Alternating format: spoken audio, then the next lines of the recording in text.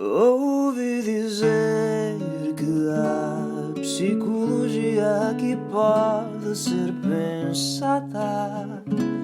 Junta-te à neve, calcorreia esta estrada. Há tanto para perguntar.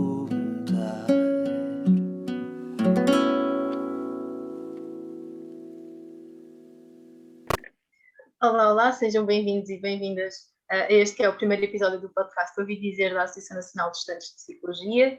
Eu sou a Adriana. Eu sou a Beatriz Sanguedo. E como podem ter ouvido ou visto o nosso trailer, nós aqui iremos estar a dar voz e cara ao projeto. Este é o primeiro episódio e será sobre a saúde mental e estigma associado à doença mental.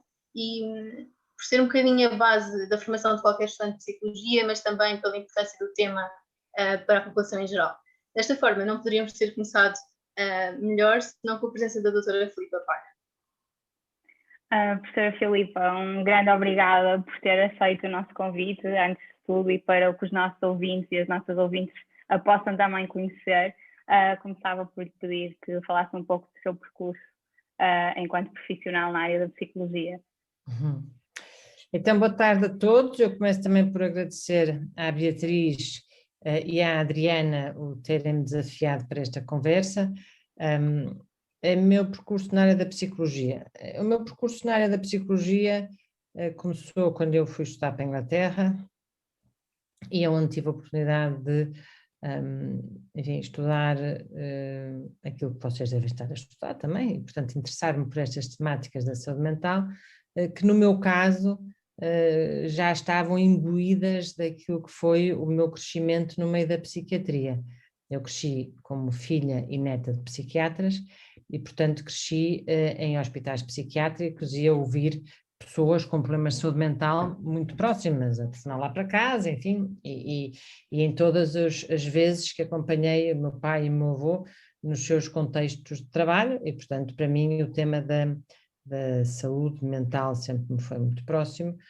E depois, não sei, dirão os entendidos entre o debate de nature, nurture, se fui, enfim, se fui beber dos modelos, se nasci já com uma componente hereditária na questão do interesse pelo tema da saúde e da doença mental. O que é certo é que, bom, sempre quis ser psicóloga e fui, e sou. Formei-me em Inglaterra e comecei a trabalhar em ONGs e fiquei muito interessada com o trabalho que era feito lá fora. Era uma visão muito mais construtiva, positiva, do que aquela cariz mais, enfim, de caridade e de coitadinhos e dos pobrezinhos que eu sentia naquilo que eram as associações que eu conhecia em Portugal, ligadas a temas mais fracturantes ou a temas onde se trabalhava com populações mais desfavorecidas, e eu aprendi que todos somos, de certa forma, pessoas com desafios e vulnerabilidades diferentes, mas que a base e os princípios são os mesmos e, portanto, devemos tratar-nos de forma igual e não entre categorias, eles e nós e eles, que sempre foi assim uma forma que me incomodou bastante. A Beatriz lembrar-se-á das nossas aulas, em que não há cá eles e nós somos todos, e dentro de nós, cada um de nós tem as suas especificidades. E esta talvez seja a primeira mensagem importante para dar aos psicólogos e a quem está a formar-se em psicologia. Nós não somos doutores, seja o que for, nós somos pessoas com formação especializada para trabalhar um tema especializado com outras pessoas que têm outras histórias e que são como nós. E, portanto, desde logo aquela ideia de diferenciação deverá ser repensada na vossa formação e no futuro como profissionais. Mas, portanto, de Inglaterra vim para cá.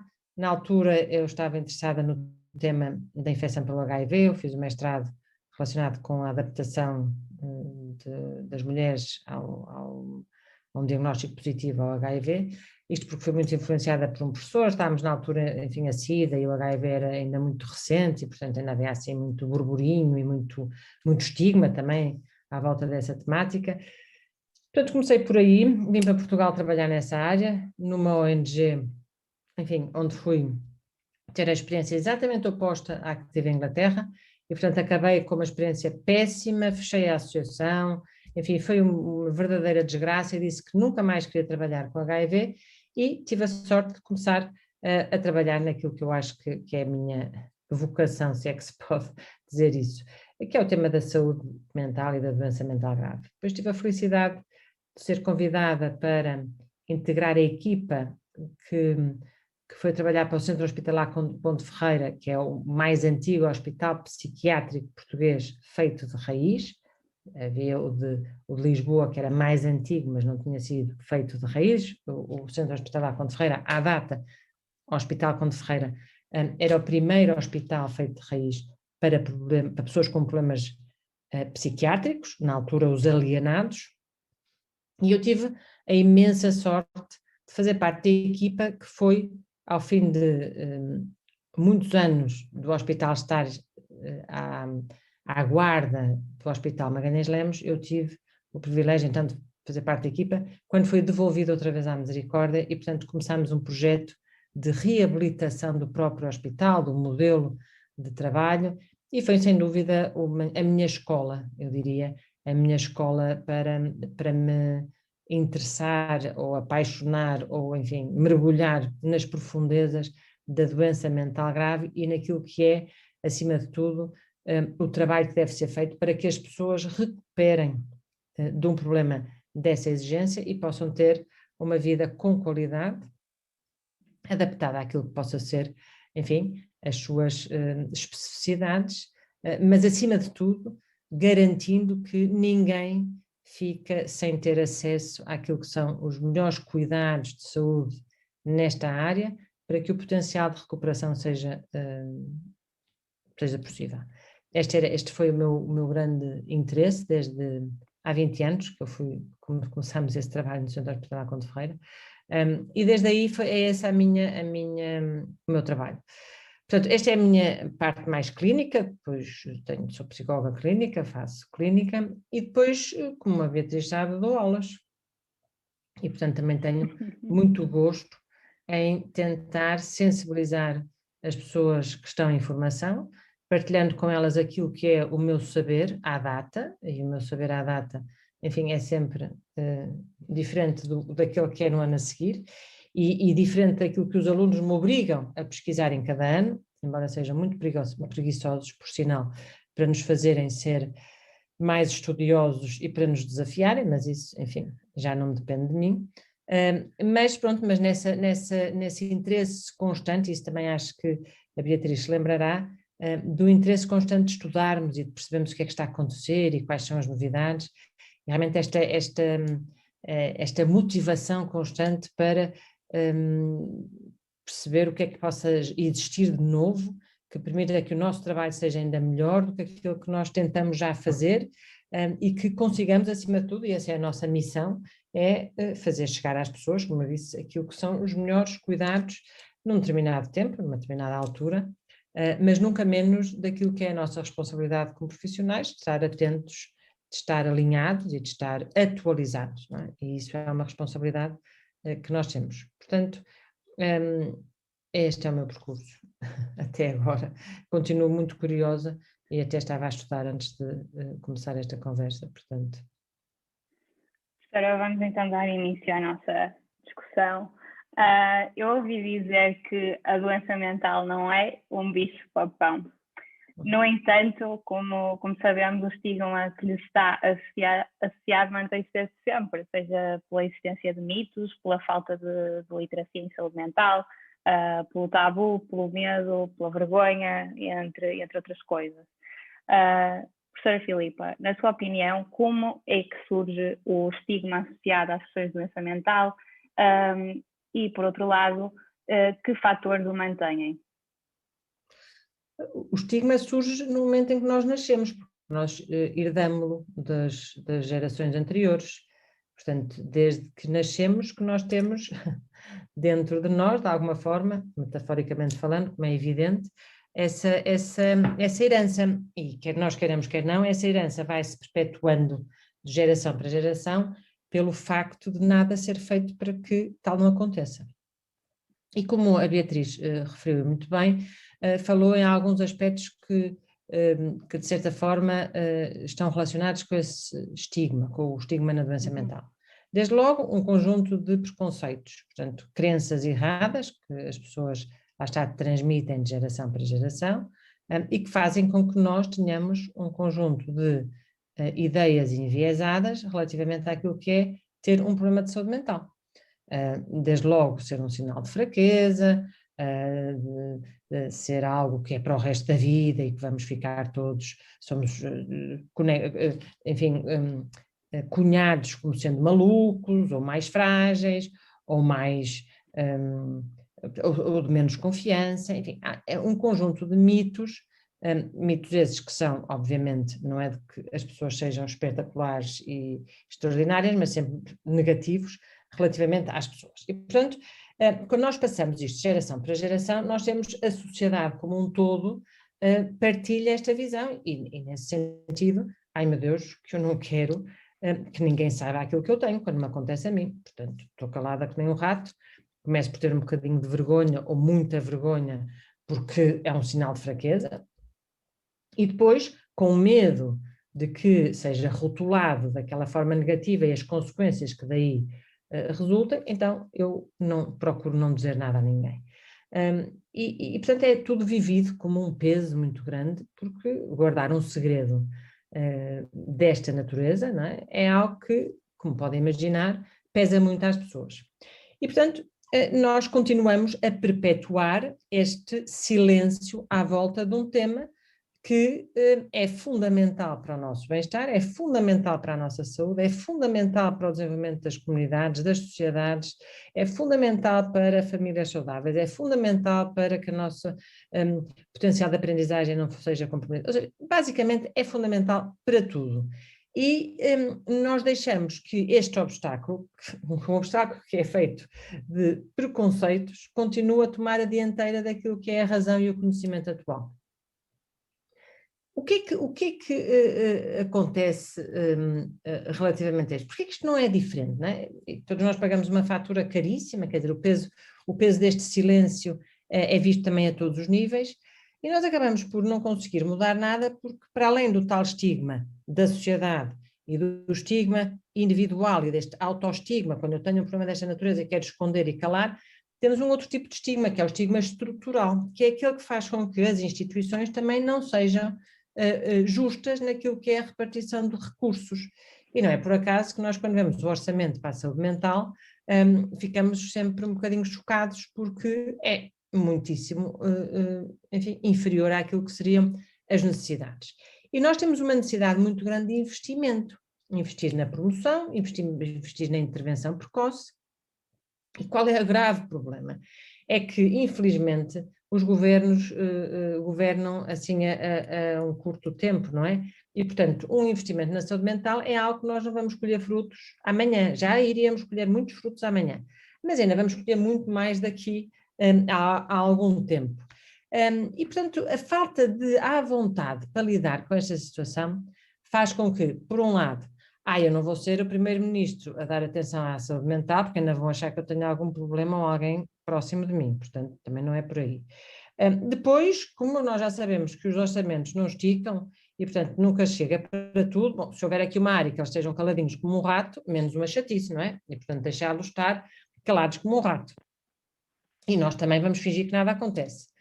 E, portanto, as coisas vão se perpetuando de governo para governo, seja a direita, seja a esquerda, seja a PSD, seja qual for, seja o que for. E eu já cá nas lutas pelo direito à saúde mental, pelo menos há 15 anos, de forma muito ativa, e eu já falei com toda a gente, já falei com todos os partidos e mais alguns, e na verdade, como bons políticos, é tudo importantíssimo. Quando nos olham à frente, mas assim esquivados. Mas depois, quando nós estamos à espera que se concretize essas boas intenções, já sabe, e já diz o ditado, que de boas intenções está o inferno cheio, não é? E, portanto, na realidade, continuamos à espera que esta área, que é tão importante para todos nós, consiga merecer o lugar de honra que já deveria ter há muito tempo. Mas isso não acontece. E, portanto, o que é que permanece. Lá está a passagem de geração para geração dos mitos, dos preconceitos e dessa falta de conhecimento. Se nós conseguíssemos, tão cedo quanto possível, sensibilizar e promover aquilo que também a Beatriz falou muito bem, a literacia em saúde mental, se nós fôssemos educados para a saúde mental desde pequeninos, muito provavelmente teríamos uma almofada que poderia questionar os tais mitos quando alguém nos falasse sobre eles. E nós teríamos, pelo menos, conhecimento que nos faria reagir. Desta forma, enfim, continua toda a gente a sofrer mais do que devia e todos nós a pagar um preço mais alto do que o que seria necessário. A doutora Filipa já falou aqui um bocadinho da questão do estigma também associado não só à psicologia, mas aos psicólogos, o desinvestimento, sobretudo, que é feito na área. Sabemos, por exemplo, que a doença mental afeta 1 em cada 5 pessoas, há até quem já fale numa em cada 4, então disto ainda por cima, e agora o contexto que estamos a viver, também não sabemos os efeitos que a pandemia terá a longo prazo. Em acréscimo, os custos associados ao tratamento da doença mental acabam por ser muito mais elevados do que se investisse na promoção de saúde mental e prevenção de complicações, com atuação precoce e investimento a nível da contratação de mais profissionais, de educação, a nível da educação a nível literário, como a Beatriz também já tinha dito, mas que razão é que leva o psicólogo e o papel do psicólogo, o que é que faz com que este papel continue a ser tão desvalorizado e estigmatizado, para além do desinvestimento que já tínhamos falado? É assim, o psicólogo, no fundo, apenas é vítima das consequências de um desinvestimento, onde as pessoas que, enfim, que orientam as políticas de saúde mental, acabam por centralizar o investimento, ou pelo menos os orçamentos, naquilo que é as situações desgraçadas, não é? Que é as situações limite, as situações agudas, o internamento, enfim, depois aquilo que é deixar as pessoas entrarem num grau de dificuldades e de incapacidade psicossocial e depois vamos pagar a reabilitação ou enfim, os tratamentos mais caros, porque as pessoas se tornam mais dependentes, tornam-se menos autónomas, e depois, para além daquilo que possa ser o tratamento médico, ainda temos, enfim, as pessoas que não contribuem como poderiam contribuir, porque não lhes foram criadas as condições em muitas situações para poderem contribuir, e no fundo os psicólogos acabam por fazer parte desta equação aonde aquilo que é o tratamento ótimo não é disponibilizado, porque se nós olharmos para as boas práticas dos cuidados de saúde mental, nós sabemos que na maior parte dos casos e na maior parte dos diagnósticos, a combinação é entre farmacoterapia, se for necessária, e psicoterapia. Portanto, a psicoterapia está indicada como como tratamento, como best practices, como as melhores práticas para trabalhar a maior parte dos problemas de saúde mental. Alguns deles nem necessitariam de chegar aos cuidados especializados, poderiam ser prestados ao nível dos cuidados de saúde primários, portanto, ao nível dos centros de saúde, não é? E, portanto, nós todos sabemos disso, não há, nós sabemos, e quer dizer, e sabemos porque está escrito nas boas práticas. Aquilo que nós estamos a impedir é que as pessoas tenham acesso a boas práticas de cuidados de saúde mental, e isso é dramático, porque é o mesmo que não temos acesso a boas práticas noutra área qualquer da saúde. E, portanto, isto, lá está, se eu não tenho acesso a boas práticas, é evidente que a recuperação que me é permitida poderá também ela ser, enfim, coxa, no sentido de não é aquilo que poderia ser e permitir-me andar como eu poderia andar, e portanto eu fico aqui assim num meio termo, com consequências que também depois vão ser no grau de dificuldade em que as pessoas têm. Portanto, se nós tivéssemos isto, se pensarmos no tipo de problemas que nós poderíamos resolver em termos de cuidados de saúde primários e aonde o psicólogo trabalharia para, enfim, ajudar as pessoas a ultrapassar e encontrar até formas de saber lidar com essa sua vulnerabilidade. Não é? E por outro lado, quando estamos a falar de doenças que precisam de uma intervenção mais especializada e envolvendo internamento ou não, então aí temos outro tipo de intervenção dos psicólogos, que é para um conjunto de programas, também validados cientificamente, e que estão relacionados com outras áreas do nosso funcionamento que podem ficar comprometidas devido a um problema de saúde mental. E aí voltamos a encontrar gravíssimas lacunas naquilo que é a prestação de cuidados desta natureza, que são cuidados especializados. E, portanto, se nós sabemos que para alguém voltar a andar depois de partir uma perna, não chega ir fazer a cirurgia, pôr o gesso, pôr os parafusos, porque depois precisa de fisioterapia para andar, correndo o risco de ficar, como digo, com uma mobilidade reduzida, e essa mobilidade reduzida vai desde ficar, enfim, um bocadinho mais com funny walk, até poder não sair de uma cadeira de rodas. Então, exatamente o mesmo que acontece para uma pessoa com um problema de saúde mental, que também fica com a sua mobilidade, passo a metáfora, reduzida, e que precisa também de um conjunto de respostas equiparadas à fisioterapia, e por isso nós chamamos reabilitação psicossocial e não reabilitação física, para que o seu potencial de voltar a andar, neste caso ser autónoma, não seja comprometido. E isto não quer dizer que não haja sempre um grupo de pessoas que vai ficar numa cadeirinha de rodas, como um grupo de pessoas que muito provavelmente vai ter algum grau de comprometimento no seu funcionamento. Mas aquilo que nós não podemos é impedir as pessoas de voltar a andar se elas o puderem fazer. Isso para mim é absolutamente criminoso. E, portanto, nós temos todos que lutar, e deveríamos todos lutar, para que este acesso aos cuidados de saúde, que não possam pôr em risco o potencial de todos nós andarmos, independentemente de um problema de saúde mental que possamos ter, não seja posto em causa, ou só para algumas pessoas mais privilegiadas. Isso é absolutamente incompreensível e é, do meu ponto de vista, absolutamente inadmissível. E, portanto, a questão já está ao nível dos direitos humanos. Não é só termos aqui uma discussãozinha entre profissionais de saúde se a psicoterapia deve ou não ser dada a uma pessoa com diagnóstico de esquizofrenia. Caros amigos, peço imensa desculpa, informem-se se não souberem, se não estudarem como devem estudar. Porque as boas práticas o dizem e nós devemos saber quando é que as boas práticas devem ser postas em práticas. Não será para todas as pessoas com depressão, não será para todas as pessoas com esquizofrenia, mas nós sabemos aquelas que beneficiariam e essas deveriam, obviamente, ter acesso. Portanto, os psicólogos, isto para dizer, que são apanhados no meio desta teia e desta falta de investimento e muitas vezes também da desinformação ou do desinteresse de alguns profissionais que estão com responsabilidades e que não as assumem como deveriam assumir.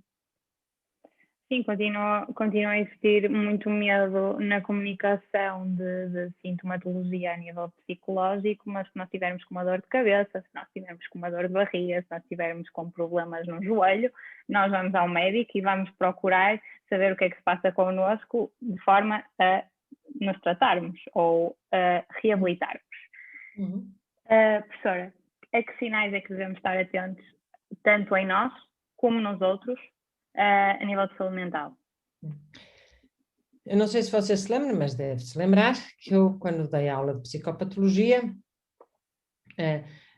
falava do seguinte: eu acho que uma das questões que ouvimos muitas vezes relativamente aos problemas de saúde mental é difícil de diagnosticar. Isto é um mito urbano. Não é difícil de diagnosticar. É evidente que há certos quadros que são difíceis de nós percebermos exatamente, mas isso, há algum problema de saúde que às vezes não tenha quadros difíceis de nós chegarmos ao diagnóstico correto? Não há. Portanto, a saúde mental ou a doença mental não iria ser diferente das outras áreas de saúde, que às vezes têm alguns quadros que são complexos, exigentes e que às vezes precisamos de esperar algum tempo para perceber o desenvolvimento, para também conseguirmos chegar a conclusões mais certas. Mas há uma coisa que nós sabemos desde logo, é que se eu estou diferente daquilo que sou, ou se alguma coisa está diferente em mim, ou em alguém que me é próximo, e que de repente o seu comportamento, a sua forma de pensar, a sua forma de sentir se alterou, se esta forma alterada se mantém, não foi assim, não é ter um dia mau, Dias maus todos nós temos. Não é na época de exames estarmos com mais borboletas na barriga, porque isso também faz parte. Não, é nós termos, não são reações ao dia-a-dia da vida que todos nós temos oscilações, porque há dias que, enfim, tomamos conhecimento de uma coisa que nos incomoda, outros dias que está mais triste, outros dias que nos põem eufóricos, de felicidade. Não, isso são tudo nuances normais para nós, enfim, vivermos de acordo com aquilo que são os acontecimentos de vida. Não é disso que eu estou a falar. Eu estou a falar de uma mudança que tem tempo, que tem uma intensidade, que marca uma diferença e que tem um impacto no nosso funcionamento. Se nós tivermos estes vetores sempre presentes, não é? A duração, a intensidade, a diferença e o impacto, bom, então aí, pelo sim, pelo não, mais vale pedir ajuda. Isto também acontece com outros problemas, não é? Se eu de repente tiver uma temperatura diferente, muito tempo, não é? Sim, Que me então faça agora ter... Também é melhor não ficarem à espera. Ou não tenham vergonha. Podem pedir ajuda. Portanto, relativamente àquilo que é os elementos que nós sabemos que estarem associados aos problemas de saúde mental, não é? A parte cognitiva, a forma como pensamos, a forma como sentimos, a forma como nos vemos a nós, aos outros e ao mundo, a forma como interpretamos os acontecimentos, enfim, tudo isso está diferente, faz-nos sofrer, ou reconhecemos sofrimento nos outros, permanece e tem impacto, então estejam atentos e não deixem arrastar, porque se estiverem à espera de ser super-homens ou super-mulheres, é um disparate, são super disparatados, mais do que outra coisa qualquer. Portanto, convém estar atento. Há bocado falávamos até no número de pessoas que poderiam desenvolver doença mental. E quanto aos fatores que podemos estar a contribuir para o desenvolvimento do número de casos, tanto nos adolescentes como em adultos, até a pandemia, será que a mesma poderá aqui funcionar como um amplificador desses fatores e numa altura em que se torna ainda mais difícil, de certa forma, pedir ajuda psicológica? Bom, eu até acho, que é que lhe diga, que a pandemia de repente veio a expor o tema da saúde mental como nunca tal tinha acontecido. Portanto, eu até acho que se calhar agora, aliás, nunca se viram tantos psicólogos em linhas de apoio e etc. Portanto, de repente... Sim, até tem um lado bastante positivo no que toca à divulgação dos serviços de psicologia. Nunca se ouviu falar tanto de saúde mental. E da movimentação. Nunca se ouviu falar tanto, nunca se ouviu falar tanto que pessoas da linha da frente, os nossos guerreiros, precisam de apoio psicológico. Portanto, de repente, afinal, não é tanto uma questão dos fracos e dos fortes, é porque todos nós temos esta parte, curiosamente, a mente, que de vez em quando, não temos aqui assim uma fronteira que divide territórios a não ser tratados da melhor forma, a verdade é que agora está a ser dada alguma atenção e, de certa forma, até alguma normalização relativamente àquilo que possa ser a vivência de um problema de saúde mental. Sem dúvida que uma situação como aquela que nós estamos a viver, que vai mexer com aquilo que é, desde logo, um elemento altamente perturbador, que é viver com medo e insegurança, né? E não saber o que é que vai ser o futuro, e ansiedade, e apreensão, e etc., é uma enorme exigência para que o nosso bem-estar psicológico não sofra as suas nuances. Eu falo sempre por mim. Eu tenho perturbação de ansiedade, ou seja, o que é que isto quer dizer? Eu tenho a minha natureza, hereditária talvez, porque há vários ansiosos na família, tenho níveis de ansiedade que são, à partida, superiores, é uma vulnerabilidade. E, portanto, de vez em quando, umas vezes por reação a acontecimentos, normalmente nós sabemos que há um modelo de vulnerabilidade de stress em que, se eu estiver com stress prolongado, vou muito provavelmente mexer com a minha vulnerabilidade. Neste caso, para mim, é ansiedade, são sintomas ansiosos, até poder ter, enfim, o tal ataque de pânico de que se fala quando chega a um pico de ansiedade. E, portanto, eu já experienciei tudo isso, Mas a determinada altura, há uns tempos, o ano passado, comecei com os meus sintomas, comecei assim com uma pata de elefante, começa a ficar assim um bocado esmagada contra a parede, e assim, enfim, com uma certa apreensão em termos de respirar e deste mal-estar e desta apreensão, não é? Esta coisa mais preocupada, cognitivamente assim menos disponível, menos relaxada, e depois enfim, a mim dá-me sempre muitas coisas relacionadas com a respiração e com o engolir, porque eu tenho asma e, portanto, também vou lá buscar essas vulnerabilidades e esses medos, não é? E se calma lá que está aqui qualquer coisa a acontecer. Mas como isto já é recorrente em mim, quando eu começo a ter estes sinais, não deixo que se prolonguem. É como digo, eu tenho a facilidade de pegar no telefone, pai ou irmão, e portanto o que é que eu faço agora? E eu própria, como psicóloga, calma, vou parar, vou relaxar, não vou acrescentar mais stress e vou cuidar disto para que possa, enfim, não evoluir. E portanto, isto para dizer o quê? Que, sem dúvida, que esta situação poderá ter contribuído para que em algumas pessoas níveis de stress e de ansiedade, ou seja, níveis de stress possam ter, enfim, levado ou não levado ao desenvolvimento de questões de ansiedade e questões depressivas, que são assim aquelas que nós, a investigação que tem sido feita até agora, tem demonstrado, e por outro lado temos as exigências a pessoas que já tinham problemas de saúde mental. Há um conjunto de pessoas para quem esta pandemia foi muito exigente, sobretudo imaginando pessoas com problemas de, enfim, obsessivo compulsivo ligado à contaminação, não é? Sem dúvida que viver num tempo de pandemia deve ser uma exigência muito, muito grande, não é? E muito compreensivelmente. Portanto, nós sabemos, e já existe, como digo, investigação que demonstra que, sem dúvida, as questões de ansiedade e depressão estão enfim, mais identificadas, e depois pessoas com outras patologias que neste contexto têm algumas dificuldades acrescidas. Também de referir que todos nós, para o nosso equilíbrio, precisamos de ter, enfim, fontes onde vamos buscar energia para depois conseguirmos compensar aquela que vamos gastando, quer seja no stress normal do dia-a-dia e nas exigências normais do dia-a-dia, e para lidar com as nossas próprias oscilações do dia-a-dia.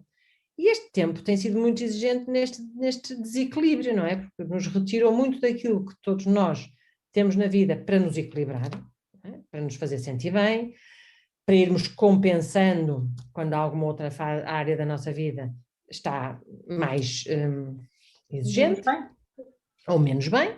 E, portanto, deste conjunto de elementos que compõem esta nossa bem-estar geral, nós estamos a ser muito privados da parte importante para nos promover o bem-estar e o equilíbrio, enquanto estamos a ser sobrecarregados naquilo que é viver com esta situação, conviver com a incerteza, aquilo tudo que era a sensação de controle de repente não está controlado, aquilo que é a necessidade que todos nós temos, enfim, de programar, de saber o que é que vai acontecer, de ter, enfim, o mínimo de rotina e que não tem existido, e toda a exigência que nós temos para tentar criar essa mesma rotina, ser criativos para não podemos estar com a família, mas como é que nós vamos estar?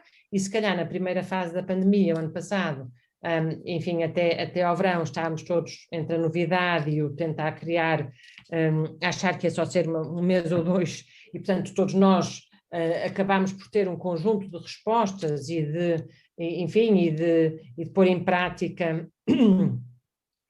Na altura lembro, de repente era o house party, era uma coisa que se falava muito, era toda a gente a encontrar-se, a fazer meetings e happy hours.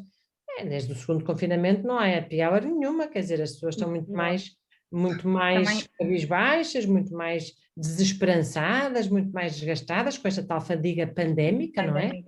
E que sem dúvida tem sido muito difícil de lidar com isto tudo. Portanto, que as nossas vulnerabilidades ou que a nossa saúde mental possa estar a ser mais, enfim, mais desafiada, é algo que é expectável. E por outro lado também temos que pensar que há um grau de exaustão que possa vir depois a ver-se mais além, não é? Mas com isto também dizer que também descobrimos aquilo que é o extraordinário capacidade humana de ser resiliente, de encontrar forças onde não existiam, de encontrar soluções, de ser criativo. Portanto, agora, aquilo mais uma vez que nós devemos atender é perceber que todos nós temos o direito e que não devemos ter vergonha por isso, se sentimos que precisamos de alguma coisa que não estamos habituados a precisar. Bom, tudo bem, faz parte, não é? Se calhar, ao longo da nossa vida, também nos fomos confrontando com necessidades de outras especialidades da saúde. Olha, desde logo os óculos, não é? Eu até aos 40 anos não precisava de óculos. E de repente houve um dia que disse, ai meu Deus, vou precisar de ir ao oftalmologista, não é? E isto não, olha, felizmente que ele existe para fazer com que eu continue, com que eu consiga ver. E depois um dia também tive que ir ao endocrinologista. Chatice, depois também tenho que ir, pronto, aconteceu. Felizmente também existem endocrinologistas, eu pude estar a cuidar da minha saúde a esse nível.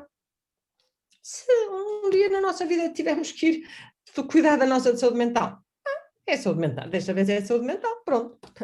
Agora, se nós não tivermos, digamos assim, a naturalidade de lidar com estas questões, sem dúvida que vamos estar a vivê-las com um peso em cima das costas, que vai fazer com que seja muito mais exigente do que aquilo que possa ser a exigência já de um problema dessa natureza, que é exigente, não é? E nós não vamos aqui assim dourar a pílula. Eu falo por mim mais uma vez, eu quando estou com ansiedade, não, devo confessar-vos que não é muito agradável, não é? Porque, quer eu queira, quer não, tenho uma percepção um bocadinho mais assustadora da realidade, fico mais apreensiva, mais assustadiça, e eu não sou propriamente uma pessoa que seja assim por natureza, portanto estou diferente, não é? E essa diferença causa-me algum mal-estar e perturba-me e compromete o meu funcionamento e a minha vontade de fazer coisas e de ser energética e de certa maneira estar mais disponível e mais relaxado. Mas, meu amigo, vou cuidar o mais depressa possível para que também possa ultrapassar o mais depressa possível. E isso é aquilo que é a minha atitude, porque eu cuido da minha saúde mental todos os dias, não é? E cuido dela para que ela possa estar o melhor possível. Às vezes não está, mas vou procurar ajuda para que volte a estar tão rapidamente quanto possível. Sim, mas um dos problemas da saúde mental, ou melhor, da falta dela, é precisamente que a maior parte das pessoas, ou grande parte das pessoas, quando vão procurar ajuda, já é quando estão muito, muito mal. E isso é um grande entrave até a nível de tratamento, não só de identificação e de percepção de melhor bem-estar para a própria pessoa. Professora, voltando um bocadinho atrás, gostava de fazer essa pergunta. Será verdade que as pessoas com doença mental são mais violentas, menos capazes, mais instáveis ou menos confiáveis no que diz respeito às relações interpessoais ou às tarefas do dia-a-dia? Já sabe que isso é tudo mitos, não sabe? Não precisa que eu lhe responda. Mas se é preciso, se houver alguém que tenha dúvidas, eu estranharia muito se uma audiência maioritariamente composta por psicólogos tivesse a menor dúvida de que a questão da perigosidade, a questão da violência, a questão é absolutamente mitos. Porquê? Porque temos outro problema, que é esta tal falta de informação e estes preconceitos fazem com que depois a forma como também são representados através dos meios de comunicação social ou até dos filmes, políticos, ou até dos filmes, nós tenhamos sempre umas historinhas absolutamente extraordinárias, não é? Portanto, agora, aquilo que os factos dizem é que as pessoas com problema de saúde mental são muito mais vítimas de violência do que elas próprias alguma vez cometeram algum tipo de crimes, e para além disso é preciso também ter noção que as pessoas não são violentas, as pessoas muitas vezes estão a responder a sintomas que dos quais elas estão a tentar proteger ou proteger os outros. E, portanto, não estão a ser violentas, estão a procurar segurança e proteção. Por outro lado, a questão também das pessoas serem menos capazes. A investigação também demonstra que, quando dadas as oportunidades, as pessoas até desempenham melhor certas funções do que outras pessoas. Agora, isto volta a ser como tudo, não é? Que é, as pessoas com problema de saúde mental hão de ser diferentes das outras pessoas sem problema de saúde mental, quando possam ter algumas fragilidades ou algumas incapacidades que condicionem algum desempenho de determinadas funções, evidente que não iam ser diferentes também. E, portanto, não podemos fazer aquilo que acontece com o estigma, que é fazer esta categorização, as pessoas com doença mental. Então eu sou uma pessoa com doença mental, pronto, está bem. Não é as pessoas com doença mental. As pessoas têm uma experiência com problema de saúde mental, outras podem ter um diagnóstico de um problema de saúde mental, mas isto é uma parte da pessoa. A pessoa é muito mais. Nós vamos dizer assim, as pessoas que têm nódulos na tireoide são menos capazes. Pronto, os tireoide, nem sei se diz a palavra, mas uma coisa, assim um disparate qualquer, não é? Os da tireoide, ou os, coisa qualquer. Quer dizer, é de tal maneira, nós às vezes temos que levar as coisas ao ridículo, não é? Para que as pessoas percebam que são mais, são menos. Agora, pode haver uma pessoa com problema da tireoide que seja um psicopata também, meu amigo, olha que azar. Ou pode ser outra pessoa qualquer que tenha uma incapacidade e não seja muito bom a desempenhar uma determinada função. Agora, atribuir a um grupo, não é? Isso é estigma, não é? É nós e eles que são os incapazes, eles que são os perigosos. Isso é que é, digamos assim, o resultado que depois faz com que seja a discriminação, não é? O estigma leva a discriminar.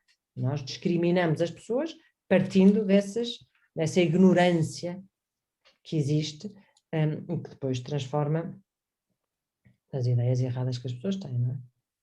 Faço também estes mitos, professora. E em sociedade, que estratégias é que nós podemos acabar por adotar para promover a saúde mental e combater o estigma associado à mesma? Desde logo falar. Não é? O que estamos a fazer hoje, por exemplo? Falar, não, e falar. Nós temos esta mania de dizer assim, então, tudo bem, tudo bem. Pronto. É mesmo. E nunca estamos à espera que alguém nos responda, não estou bem. Depois, se tivéssemos ido ao dentista, não imaginas terem um dente, que hoje somos capazes de levar uma seca desgraçada a ouvir falar do dente, e do abscesso, e do que foi, e do que não aconteceu. Mas não há ninguém que chegue a dizer, tenho estado um bocado aborrecido, porque, não sei, tenho aqui assim, me a sentir um bocado angustiado, sei lá, o que é que se está a passar comigo? E a pessoa, sim, então fala um bocadinho como é que tens estado a passar e o que é que aconteceu. Lembram-se de fazer esta conversa uns com os outros? Não. E acho mesmo que se nós respondêssemos isso, provavelmente ou a pessoa ficaria desconfortável ou não haveria a disponibilidade para, ou era, pois, se calhar melhores dias virão, talvez. Isso passa, não é? Isso passa. Isso passa. Obrigadinha. E isso denota. Não é que as pessoas sejam más ou sejam mal intencionadas. Não estão habituadas. A iliteracia não é só nós não sabemos identificar sinais e sintomas, é não sabemos o que fazer e como nos comportarmos, quer seja em relação a nós ou aos outros, quando perante um problema desta natureza. Portanto, a iliteracia e também envolve aquilo que são as questões comportamentais, como é que eu me comporto, o que é que eu devo fazer perante uma situação dessas. E isto também é aquilo que vai impedindo que em diferentes contextos o tema da saúde mental seja falado. Eu hoje em dia trabalho muito no contexto da promoção da saúde mental, no contexto de trabalho. Mas não é que as pessoas não percebam que é um tema urgentíssimo abordar no local de trabalho, pelo facto de estarem a pagar um preço altíssimo por não o abordarem, porque desde o presenteísmo, o absentismo, enfim, é uma série de questões, mas é porque não se sabe como se mexer. E um bocadinho por aquilo que há bocadinho também, já não me lembro se foi qual das duas é que falou, que é a questão da falta da vontade. Não é? É porque hoje em dia falar da saúde mental, ou se nós falássemos da saúde mental, é quase como se estivéssemos a invadir a privacidade de alguém. Fala-se hoje muito mais abertamente de sexualidade do que de saúde mental. Já se fala, as pessoas já estão mais à vontade. Agora, a saúde mental é como se estivéssemos a invadir ali o tal segredo, porque no fundo, eu não quero que ninguém saiba, não é? Se for eu, vou guardar caladinho. Portanto, se eu estiver a falar do outro, o outro também deve querer manter isto caladinho. Portanto, deixa-me fingir que... E por outro lado, porque eu não me sinto à vontade. Acho que não sei o que é que eu ia fazer. Eu não sei, nunca ninguém me ensinou a falar sobre isto. O que é que eu faço? Portanto, é melhor, anda daí beber uma cervejinha que isso passa. Olha que dia lindo que está. Ai, que maravilha que tens uma família tão boa. Está bem. Não é por maldade, ou não é por falta de interesse, é por... É por desconhecimento. Grande parte. Uhum. Professora, quase a terminar, gostava de perguntar se gostava de reforçar alguma das ideias que foi aqui discutida, se tem alguma mensagem para deixar à sociedade ou a quem nos possa dar a ouvir. Eu há uns tempos escrevi um texto que dizia: eu festejo a minha saúde mental todos os dias. Porque é a saúde mental que nos faz ter a capacidade de desenvolver o nosso potencial como pessoas. E por isso, pensar que por ignorância nós podemos estar a comprometer sermos as pessoas que podemos ser em potencial, enfim, eu não me passaria pela cabeça pôr isso em risco. Mas acho que é uma pergunta que cada pessoa pode fazer a si própria para perceber que caminho é que deve seguir e que riscos é que deve correr no caso de não perceber que não há uma fronteira entre aquilo que divide a mente e o corpo, isto não há fronteira nenhuma, isto é um todo. Nós temos investigação mais do que suficiente para saber o impacto que a mente tem, até na nossa saúde física, no nosso bem-estar físico, não é? E a investigação tem demonstrado, enfim, coisas absolutamente extraordinárias. Se há uns anos ou há umas décadas era difícil perceber e estudar o cérebro e conseguir perceber esta ligação entre cérebro e corpo e comportamento e funcionamento, hoje em dia nós temos, é só querer, temos investigação e temos dados e temos conhecimento absolutamente extraordinário para cada vez mais investir na nossa saúde mental. O investimento na nossa saúde mental é o mais bem feito de todos, porque o retorno é absolutamente extraordinário. Portanto, eu encorajo todas as pessoas a investirem na sua saúde mental, porque com uma saúde mental em dia, com certeza que vão conseguir usufruir da vossa pessoa, dos outros e do mundo de uma forma muito mais rica. Vão poder evitar, enfim, situações que se possam agravar, quer seja do ponto de vista físico, mental, relacional e por aí fora. E, portanto, quer dizer, os ganhos são a todos os níveis. E quanto mais cedo tomar essa decisão, mais vão poder usufruir dos benefícios que dela decorrerão. E eu não tenho uma dúvida que isso vai acontecer. Obrigada, doutora, pelo seu testemunho. De certeza bastante importante também. E acho capaz de estabelecer aqui um tempo reflexivo para quem nos possa também estar a ouvir. Acho que isso também é importante. Mas havia há bocado referiu que estávamos quase a terminar. E nós temos então um momento de rúbrica. E portanto a mesma consiste... Eu agora não ouvi, desculpa. Adriana, pode repetir, se faz favor? Pode sim. Conseguem-me ouvir agora? Agora sim. Nós temos uma rubrica no nosso podcast que consiste na partilha de um livro, de um filme ou de um outro recurso cultural ou artístico por parte do orador ou da oradora que convidarmos, acerca, sobretudo, da temática que estivemos a falar. E, posto isto, doutora Filipa, perguntava-me que sugestão é que estaria disposta a partilhar com quem nos possa estar a ouvir. Eu vou referir, eu represento uma associação também, acho que nós não falámos disso, que é Encontrar-se, que é a Associação para a Promoção da Saúde Mental, e que nós, ao longo dos anos, temos vindo a publicar alguns livros que consideramos que podem ser úteis para essa tal informação da sociedade em geral, para esta temática. Um deles foi publicado antes de começarmos o processo de desinstitucionalização em Portugal e que se chama Loucura, a busca de um pai no insano sistema de saúde, que é um livro escrito por um jornalista americano que, quando se confrontou com o despoltar de uma população bipolar no seu filho, começou a perceber-se daquilo que eram os obstáculos à promoção da saúde mental na América. E como jornalista que é, foi investigar aquilo que se tinha passado nas políticas de saúde mental desde o tempo em que a Lei Kennedy foi publicada, pouco tempo antes do Kennedy de ser assassinado e depois a lei ter sido implementada de uma forma completamente deturpada. E é muito interessante o livro, porque ele acompanha a evolução do processo de recuperação do Mike, do seu filho, com o confronto com tudo o que são os obstáculos e as dificuldades de um sistema de saúde mental que é insano. E, de certa maneira, nós não estamos muito diferentes daquilo que o Mike encontrou. É evidente que nós não temos parecência nenhuma com o sistema de saúde na América e é evidente que nós temos aqui, assim, recursos que lá não têm. Mas conseguimos, e eu vou repetir, o nosso sistema de saúde e o acesso à saúde, sem dúvida que é muito diferente, e aqui as pessoas têm cuidados que lá o Mike e o pai se confrontaram.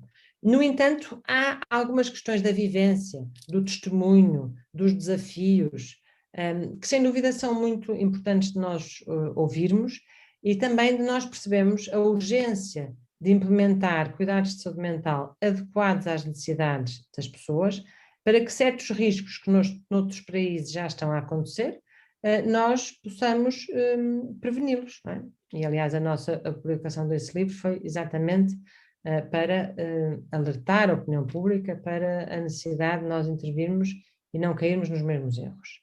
Portanto, quem estiver interessado, é um livro que eu acho que é muito interessante e não diria bom de ler, mas é muito interessante de ter conhecimento desta história que é real.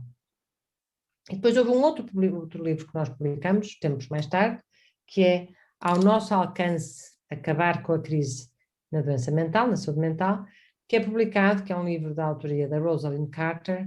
A Rosalind Carter, para quem sabe, foi uma primeira-dama dos Estados Unidos, era a mulher do Jimmy Carter, que ainda são os dois vivos, e na altura em que o Jimmy Carter foi presidente dos Estados Unidos, a senhora Carter interessou-se muito pelo tema da saúde mental. Numa das campanhas, como ela conta, a acompanhar o marido numa fábrica, encontrou uma senhora muito cansada, que estava a trabalhar em turnos, porque tinha uma filha com problema de saúde mental, que não tinha apoio para cuidar dela, então ela tinha que se revezar com o marido, e um fazia o turno da noite e outro fazia o turno da manhã, para poderem cuidar da sua filha. Esta realidade também de cuidar de um filho ou de um familiar com um problema de saúde mental grave, que precisa de ser monitorizado e acompanhado, é uma realidade que centenas e centenas de pessoas no nosso país vivem diariamente. E nós publicamos esse livro na altura e fizemos uma ação na Assembleia da República, distribuímos o livro por todos os deputados, e o livro, no fundo, acaba por sistematizar algumas ideias daquilo que é possível fazer em diferentes dimensões da sociedade, quer seja na escola, quer seja no trabalho, quer seja nos cuidados de saúde primários, quer seja no sistema judicial. Portanto, uma visão um bocadinho global daquilo que é a importância de abordar o tema da saúde mental e que está ao nosso alcance fazê-lo, para que a crise que existe também em todas estas dimensões da sociedade possam ser, acalculadas e possamos intervir o mais atempadamente possível. Portanto, eu diria que são duas leituras para quem está interessado sobre o tema. E depois ainda temos outro também, se quiserem, que é o Desmistificando a Esquizofrenia, entre a Razão e a Ilusão, que também é um livro muito interessante, escrito por uma pessoa com diagnóstico de esquizofrenia, em conjunto com o seu psiquiatra, com a sua terapeuta ocupacional, em que contam a história de 3 possibilidades de adoecer com diagnóstico de esquizofrenia, enfim, e o que é a interação entre todos os profissionais e amigos e a vida, e como é que também se pode olhar e recuperar de um problema dessa natureza. Portanto, para todos os gostos, temos aqui assim 3 opções muito, muito interessantes. Psst, e só para ver se andas atento, Sabias que o Núcleo de Estudantes de Psicologia, Ciências de Educação e de Serviço Social da Associação Académica de Coimbra anda a organizar o Empowered Minds? Pois, já no dia 29 de maio poderás juntar-te e ter a oportunidade de desenvolveres o teu espírito empreendedor através de um dia intensivo no qual terás como missão elaborar uma ideia no âmbito de problemáticas de cariz social. Olha, nós aconselhávamos-te a acompanhares as redes do Núcleo e aproveitares até as ferramentas que te poderão vir a ser bastante úteis no futuro. Muito obrigada, professora, por este momento, pelas partilhas e também pela disponibilidade. Obrigada mesmo. Foi um prazer. Para ti que nos ouves, esperamos que tenhas gostado deste nosso primeiro episódio, que te mantenhas connosco ao longo de todos os outros episódios e que nos acompanhes pelas nossas redes sociais, Facebook, Instagram e LinkedIn, para que não percas as mais recentes novidades da tua net. Obrigada e até à próxima!